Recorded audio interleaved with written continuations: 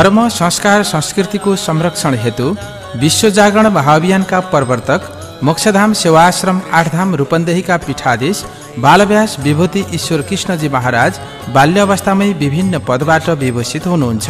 उहाँको क्षमता र सामर्थ्यलाई आत्मसात गरी विभिन्न धार्मिक सभाबाट बालव्यास विभूति चक्र चूडामणि लीला पुरुषोत्तम जस्ता गहन पदवीबाट विभूषित हुनेले पनि उहाँको धार्मिक व्यक्तित्व छर्लङ्ग हुन्छ। यस्ता धार्मिक धरोहर महाराजकै संकल्पमा रूपन्देही जिल्लाको आनन्दवन गाविसमा निर्माणाधीन मोक्षधाम सेवा आश्रम 8 धाममा भारतका 4 धाम बद्रीनाथ, जगन्नाथ, रामेश्वरम र द्वारका साथै नेपालका 4 धाम मुक्तिनाथ, पशुपतिनाथ, बुद्ध लुम्बिनी धाम तथा जनकपुर धाम निर्माण कार्य शुभारम्भले देशकै गरिमालाई उचाइमा लैजाने कुरामा दुई मत छैन। उहाँकै संकल्पमा देवघाट धाममा क्रियापुत्रीलाई क्रिया गर्ने घर भक्तिधाम निर्माण हुनु, काठमाडौँमा महावीर मोक्षधाम निर्माणाधीन रहनु, पोखरामा हिन्दू बौद्ध धाम निर्माणको संकल्पले यो राष्ट्रमा धार्मिक पर्यटक भित्र्याउनमा ठूलो योगदान हुने कुरा निश्चित छ। साथसाथै नेपालका विभिन्न ठाउँहरूमा उहाँकै प्रवचनका माध्यमबाट अनेकौं देवालय, औषधालय, विद्यालयहरू निर्माण भएका छन्। हामी पनि राष्ट्र निर्माणको महाअभियानमा सदैव क्रियाशील बालव्यास विभूति ईश्वर कृष्णजी महाराजसँगै अगाडि बढौं। साथमा महाराजजीका आफ्नै स्वरमा सजिएका विश्व चर्चित भजन, कथा, प्रवचन, साहित्यिक पुस्तकहरू प्राप्त गर्न एवं अन्य जानकारीका लागि सम्पर्क गर्नुहोस्। 9857 32036, 98472 59550, 98570 10970। हार्दिक निमन्त्रणा। विश्वकै इतिहासमा पहिलो पटक हिन्दू धर्म र बौद्ध धर्मको समन्वय विश्व जागरण हिन्दू बौद्ध महाअभियान धार्मिक महोत्सव 2070 यही चैत्र 17 देखि 25 सम्म। स्थान पोखरा प्रदर्शनी केन्द्र, नयाँ बजार, पोखरा, कास्की। विश्वविख्यात कथावाचक मोक्षधाम 8 धाम रूपन्देहीका संस्थापक विश्व जागरण महाअभियानका प्रवर्तक बालव्यास विभूति श्री ईश्वर कृष्णज्यू महाराजको पहिलो पटक पोखरा आगमन र समन्वयात्मक दार्शनिक राष्ट्रभक्ति प्रवचन कार्यक्रममा सरिक भई आयोजक, यजमान एवं अन्य सहयोग गर्न चाहनुहुन्छ भने अवश्य सम्पर्क गर्नुहोस्। सम्पर्क फोन सचिवालय 061 44 16 39, हिमबहादुर गुरुङ 98 560 28 814, पण्डित तापेन्द्र रिजाल 98 560 61 579, दीप गुरुङ 98 560 23 862। गर्भमा रहँदाखेरि पनि कयाधुलाई इन्द्रले मार्नको लागि लिएर गए, किनभने योबाट बच्चा भयो भने त्यो बच्चा हाम्रो दुश्मन हुन्छ, राक्षस हुन्छ। नारदजीले उपदेश दिनुभयो, कयाधुबाट कुनै दैत्य होइन, भगवानको अनन्य भक्त आउँदैछ। जब इन्द्रले यो कुरा सुने 7 पटक परिक्रमा गरे, नारदजीले कयाधुलाई आफ्नो आश्रममा लिएर जानुभयो र अनेकन कथाहरू, चरित्रहरू श्रवण गराउनुभयो। माताजीहरू, गर्भिणी महिलाले धेरै सत्संग गर्नुपर्छ। आमाको कानको माध्यमबाट गर्भस्थ शिशुले पनि कथा सुनेको हुन्छ, ती नीतिका कुराहरू सुनेको हुन्छ। गर्भस्थ शिशुलाई त सन्तको संज्ञा दिएको छ। हाम्रो बरु बहिर्वृत्ति हुन्छ, हामीले ध्यानसँग सुनेका हुँदैनौँ, तर गर्भस्थ शिशुले ध्यानपूर्वक सुनिरहेको हुन्छ। उसमा पुरै चरित्र निर्माण भइरहेको हुन्छ। बच्चाको स्वभाव हेरेर आमाको स्वभावलाई पत्ता लगाउन सकिन्छ। पेटमा बच्चा भएको बेलामा जस्तो संगत गर्छौं त्यस्तै बच्चा जन्मिन्छ। यो वैज्ञानिक कुरा हो, कृपया ध्यान दिएर सुन्नु होला महिलाहरूले, माताजीहरूले। पेटमा बच्चा रहेको बेलामा जस्तो संगत गरिन्छ त्यस्तै बच्चा जन्मिन्छ। त्यो भएर धेरै भन्दा धेरै भगवानको कीर्तन गर्नु, कथा श्रवण गर्नु, सत्संगमा हिँड्नु, राम्रा कुराहरूको सोच्नु, राम्रा कुराहरू खानु। अब आज भोलि त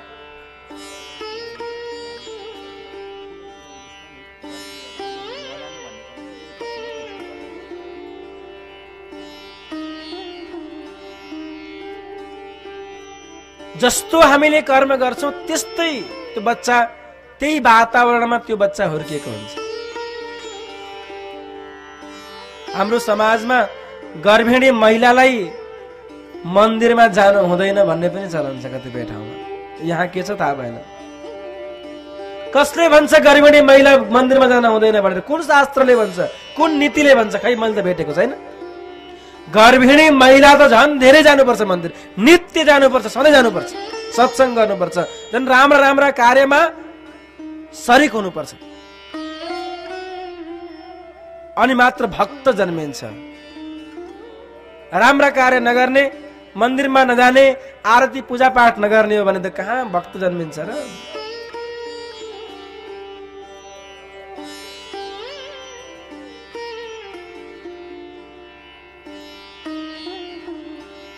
स्वर्गद्वारी महाप्रभुको नाम सुन्नु भएको छ यहाँहरूले? स्वर्गद्वारी महाप्रभु जब 7 दिनको हुनुहुन्थ्यो, महाप्रभुकी माताजीले मासु कहिले खानुहुन्थेन रे। बच्चा जन्मिएपछि आजकल हाम्रो समाजमा मासु खानुपर्छ, शरीरमा शक्ति आउँदैन नत्र भनेर मासु खुवाउने, जबरजस्ती खुवाउने चलन छ। त्यसै गरेर स्वर्गद्वारी महाप्रभुकी आमालाई पनि मासु खुवाइएछ 7वां दिनमा। बच्चा पैदा भएको 7वां दिनमा मासु खुवाइयो। स्वर्गद्वारी महाप्रभुले अर्को दिनबाट दुग्ध पिउनु भएन। राति सपनामा भन्नुभयो, किनभने भगवानकै अवतार हुनुहुन्थ्यो। राति सपनामा भन्नुभयो, आमा हजुर पूज्यनीय हुनुहुन्छ, वन्दनीय हुनुहुन्छ, हजुरको कोखबाट म जन्म नपाएँ, आजसम्म हजुरको कोख शुद्ध थियो, त्यसैले मैले हजुरको दुध पिएँ, आजबाट मैले दुध पिउने छैन। 7वां दिनबाटै दुध पिउन छोड्नुभयो। म निवेदन गर्दैछु, गर्भमा बच्चा भएको बेलामा मासु खाइयो भने जसको मासु खाइएको छ त्यस्तै स्वभावको बच्चा जन्मिन्छ। बाख्रोको मासु खाइयो भने बाख्राकै स्वभावको, चञ्चल स्वभावको छोरो जन्मिन्छ। जसको जुन जुन जनावरको मासु खाइन्छ त्यही स्वभावमा त्यो हुर्किरहेको हुन्छ। यो सत्य वैज्ञानिक कुरा हो।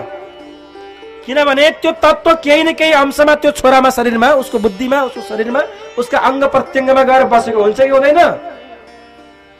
पेटमा बच्चा भएको बेलामा मासु खायो भने त्यो मासुबाट जुन तत्त्व निस्किन्छ त्यो तत्त्वद्वारा नै त्यो पुष्टि भइरहेको हुन्छ बच्चा। बच्चा जन्मिएपछि पनि आमाले यदि त्यो मांस भक्षण गरिन् भने त्यो मासुबाट दुध बनेर आउने हो कि होइन भन्नुस् त? केही न केही तत्त्व त त्यो दुधमा आउँछ नि, आउँदैन? त्यो मासु त्यो सिनो मरेको चिजको त्यो तत्त्व मातृ दुग्धबाट जब बच्चाले पान गर्छ अनि त्यो बच्चामा त्यस्तै स्वभाव आउँछ। यो सत्य कुरा हो। बबुलको बुटो रोपेर आँपको अपेक्षा गरेर हुन्छ? निमको बुटो रोप्ने अनि निमको बुटोमा अंगुर फल्दिए हुन्थ्यो अथवा आँप फल्दिए हुन्थ्यो भनेर हुन्छ? हुँदैन। आँप फल्नको लागि त आँपकै बुटो रोप्नुपर्छ। आफूले संस्कार नदिने, आफूले जे पाए त्यही खाने, आफूले नराम्रो संस्कारमा हुर्काउने, आफूले बच्चालाई संस्कार नदिने अनि छोरोले हेला गर्यो भनेर हुन्छ? यसमा पूर्ण दोषी हामी नै छौँ। यसमा दोषी को छ? आमा। एउटी आमाले छोरालाई चोर पनि बनाउन सक्नुहुन्छ। आमाको हातमा सज्जन सन्त र विद्वान पनि बनाउन सक्नुहुन्छ। यसमा कुनै टिचरको हात हुँदैन, कुनै पण्डितको हात हुँदैन, कुनै समाजको हात हुँदैन, आमाको हात हुन्छ। छोराको स्वभाव हेरेर आमाको स्वभावलाई अड्कल गर्न सकिन्छ। त्यसैले बच्चालाई खूब संस्कार दिउँ। सम्पत्ति होइन, संस्कार दिउँ। हामीले उल्टा गरेका छौं। सम्पत्ति खूब कमाइदिन्छौं मेरो छोराको लागि, मेरो छोरोले खूब नाम कमाउँछ, मेरो नाम राख्छ, छोराको लागि सम्पत्ति कमाउँछौं। यदि योग्य छोरो भयो भने उसलाई सम्पत्तिको कुनै आवश्यकता रहँदैन, उसले आफ्नो लागि आफैले कमाउन सक्छ। यदि अयोग्य छोरो भयो भने अरबौं खरबौं रुपियाँ भए पनि जाँड रक्सी जुवा तास अफिम गाँजा गरेर सर्वस्व नष्ट गरिदिन्छ। ध्यान दिएर सुन्नु, योग्य छोरो भयो भने उसलाई सम्पत्तिको कुनै आशा रहँदैन, उसले आफै कमाउन सक्छ। अयोग्य छ भने उसलाई अथाह सम्पत्ति भएर पनि 1-2 वर्षमै समाप्त गरिदिन्छ। सम्पत्ति के कामको, सम्पत्ति किन छैन? त्यसो संस्कार दिउँ बच्चा बच्चीलाई, संस्कार नै मुख्य कुरा हो। कयाधुले खूब संस्कार दिएकी थिइन् प्रहलादलाई, त्यसैले प्रहलाद जस्तो महान भक्त भए। प्रहलाद जस्तो महान भक्त। हिरण्यकशिपुले तपस्या गर्यो, विविध वर प्राप्त गर्यो अनि सारा त्रिलोकीलाई आफ्नो वशमा गर्यो। एक दिन प्रहलादलाई 4 भाइ छोराहरू थिए। कान्छो छोरो प्रहलाद, प्रहलादलाई काखमा राखेर प्रश्न गरेछ, बाबु तिमीलाई के राम्रो लाग्छ? तिमीलाई कस्तो विषयमा पढ्न मन लाग्छ? तिमीलाई कस्तो चिज राम्रो लाग्छ भनेर प्रश्न गरेछ। प्रहलादले भने, तत् साधु मन्ने सुरवर्य देहिना सदा समुद्विग्न धियाम सत्ग्रहा हित्वात्मपातं गृहमन्धकूपम् वनं गतो यद्धरिमाश्रयेत वनं गतो यद्धरिमाश्रयेत। तत् साधु मन्ने पिताजी, मलाई त त्यही मात्र राम्रो लाग्छ। घर छोड्ने, यो जन्जाललाई छोडेर, व्यर्थलाई छोडेर जंगलमा जाने, जंगलमा गएर हरिको आराधना गर्ने, हरिको पूजा गर्ने, भगवानको सेवा गर्ने, भगवानको आराधना गर्ने, त्यही राम्रो लाग्छ मलाई। त अरु केही पनि राम्रो लाग्दैन। पूजा प्रभु कै गर्नु संसार सागर मन पर्नु। पूजा प्रभु कै गर्नु संसार सागर मन पर्नु।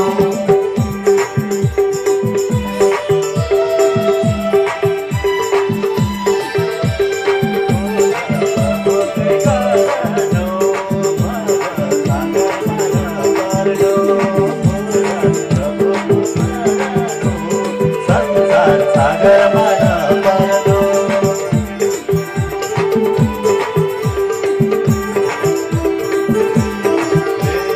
पूजा प्रभु कै गर्नु संसार सागर मन पर्नु।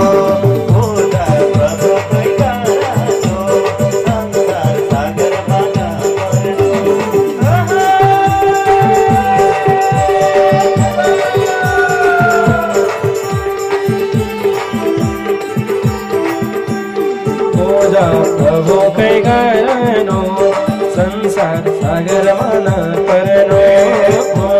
प्रभु कै गर्नु संसार सागर मन पर्नु। हरे संसार सागर मन पर्नु। हरे संसार सागर मन पर्नु।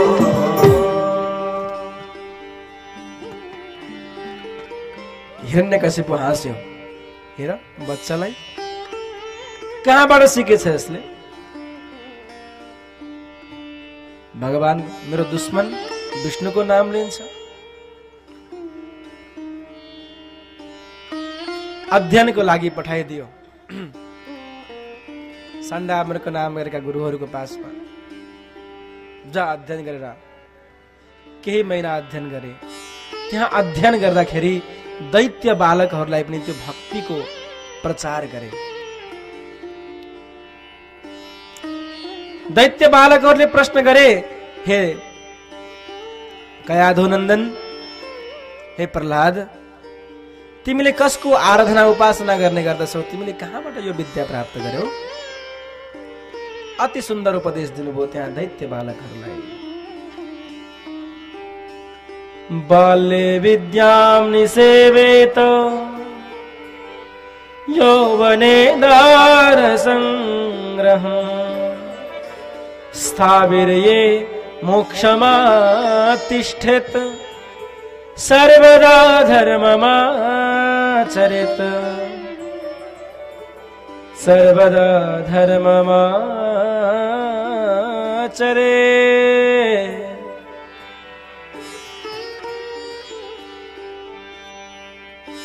बाल्यावस्था, यौवनावस्था, हरेक अवस्थामा भगवानको याद रहोस्, भगवानको स्मृति रहोस्, भगवानको स्मरण रहोस्। गृहीत एव केसेषु, यमराजले केस समातेका छन्, अब मृत्युको पल आउँदैछ भन्ने सम्झेर धर्म गर्नु।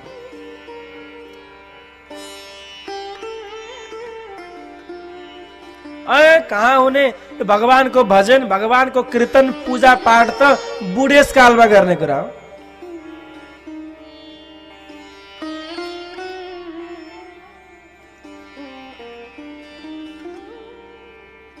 बुढेसकालमा 50 कटेपछि यस्तो भन्ने चलन पनि छ। अब गजबको कुरामा निवेदन गरौं, चाहे जति नास्तिक हो भन्ने मान्छे होस्, हाम्रो समाजमा पनि कतिपय यस्ता मान्छेहरू भेट्न सकिन्छन्। जति नास्तिक हो भने पनि, जति आफूलाई भौतिकवादी भने पनि 50 कटेपछि उसको स्वतः त्यो जीवन ढल्किराखेको हुन्छ। 50 कटेपछि बाँच्यो भने हो। मैले देखेको छु, आफूलाई जति नास्तिक भने पनि, म भगवानलाई मान्दिनँ भने पनि 50 कटेपछि उसले जप गरिरहेको हुन्छ, यी कतै भगवान रहेछ भने त बर्बादै भयो नि भनेर। विश्वास नभए पनि 50 कटेपछि त सबै भक्तिमतिया। वृद्धा नारी पतिव्रता भन्ने श्लोक छ नि एउटा।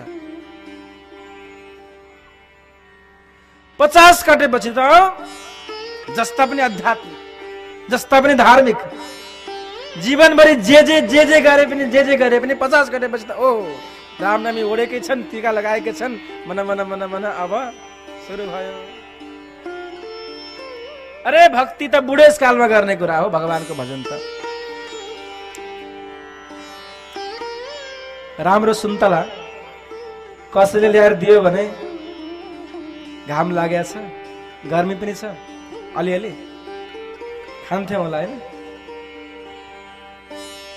ठुलो सुन्तला, एकदम स्याङ्जाली सुन्तला कसैले ल्याएर दियो भने आहा क्या मिठो भनेर खान्थ्यौँ होला।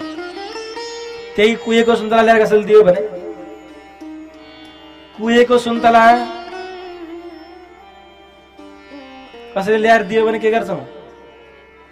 ठट गाली गरेर फालिदिन्छौँ।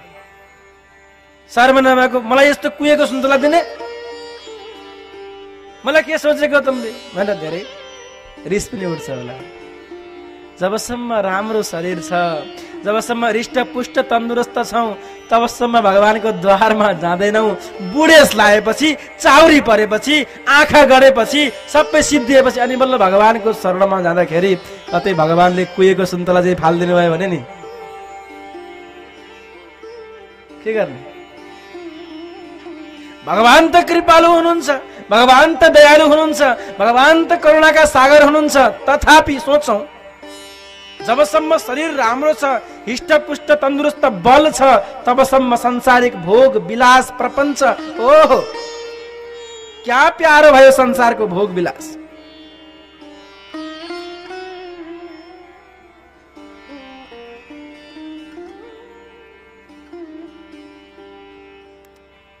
त्यसैले के थाहा बुढेसकाल आउँछ भन्ने के ग्यारेन्टी छ?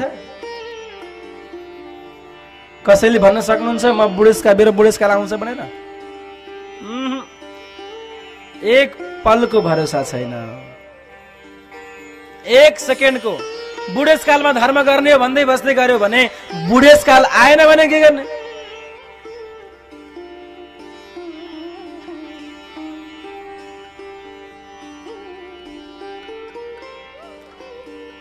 क्या भरोसा है इस जिंदगी का,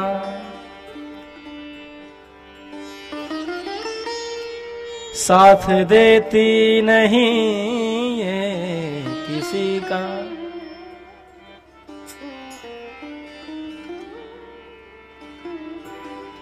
श्वास रुक जाएगी चलते चलते, समा बुझ जाएगी जलते जलते, नाम रह जाएगा आदमी का, साथ देती नहीं ये किसी का। हम रहे ना मुहब्बत रहेगी, दास्तां अपनी दुनिया कहेगी। हम रहे ना मुहब्बत रहेगी, दास्तां अपनी दुनिया कहेगी। नाम रह जाएगा, नाम रह जाएगा आदमी का, साथ देती नहीं ये किसी। कसलाई थाहा छ र हामी जीवित रहन्छौँ भनेर? एक पलको भरोसा छैन।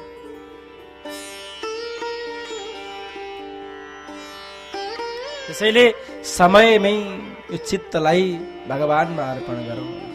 धर्म संस्कार संस्कृतिको संरक्षण हेतु विश्व जागरण महाअभियानका प्रवर्तक मोक्षधाम सेवाश्रम 8 धाम रूपन्देहीका पीठाधीश बालव्यास विभूति ईश्वर कृष्णजी महाराज बाल्य अवस्थामै विभिन्न पदबाट विभूषित हुनुहुन्छ। उहाँको क्षमता र सामर्थ्यलाई आत्मसात गरी विभिन्न धार्मिक सभाबाट बालव्यास विभूति, चक्र चूडामणि, लीला पुरुषोत्तम जस्ता गहन पदवीबाट विभूषित हुनेले पनि उहाँको धार्मिक व्यक्तित्व छर्लङ्ग हुन्छ।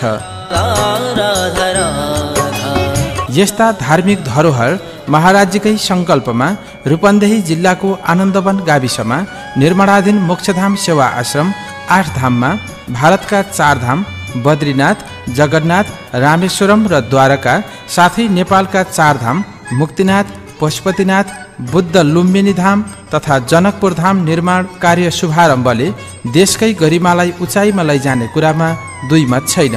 उहाँकै संकल्पमा देवघाट धाममा क्रियापुत्रीलाई क्रिया गर्ने घर भक्तिधाम निर्माण हुनु, काठमाडौँमा महावीर मोक्षधाम निर्माणाधीन रहनु, पोखरामा हिन्दू बौद्ध धाम निर्माणको संकल्पले यो राष्ट्रमा धार्मिक पर्यटक भित्र्याउनमा ठूलो योगदान हुने कुरा निश्चित छ। साथसाथै नेपालका विभिन्न ठाउँहरूमा उहाँकै प्रवचनका माध्यमबाट अनेकौं देवालय, औषधालय, विद्यालयहरू निर्माण भएका छन्। हामी पनि राष्ट्र निर्माणको महाअभियानमा सदैव क्रियाशील बालव्यास विभूति ईश्वर कृष्णजी महाराजसँगै अगाडि बढौं। साथमा महाराजजीका आफ्नै स्वरमा सजिएका विश्व चर्चित भजन, कथा, प्रवचन, साहित्यिक पुस्तकहरू प्राप्त गर्न एवं अन्य जानकारीका लागि सम्पर्क गर्नुहोस्। 9857 32036, 98472 59550, 98570 10970। हार्दिक निमन्त्रणा। विश्वकै इतिहासमा पहिलो पटक हिन्दू धर्म र बौद्ध धर्मको समन्वय विश्व जागरण हिन्दू बौद्ध महाअभियान धार्मिक महोत्सव 2070 यही चैत्र 17 देखि 25 सम्म। स्थान पोखरा प्रदर्शनी केन्द्र, नयाँ बजार, पोखरा, कास्की।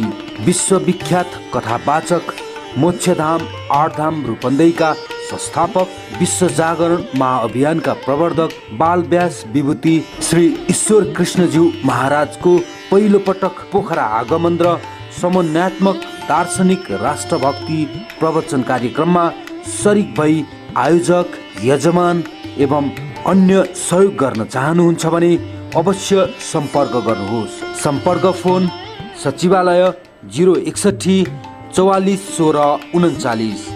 हिमबहादुर गुरुङ 98 560 28 814। पण्डित तापेन्द्र रिजाल 98 560 61 579। दीप गुरुङ 98 560 23 862।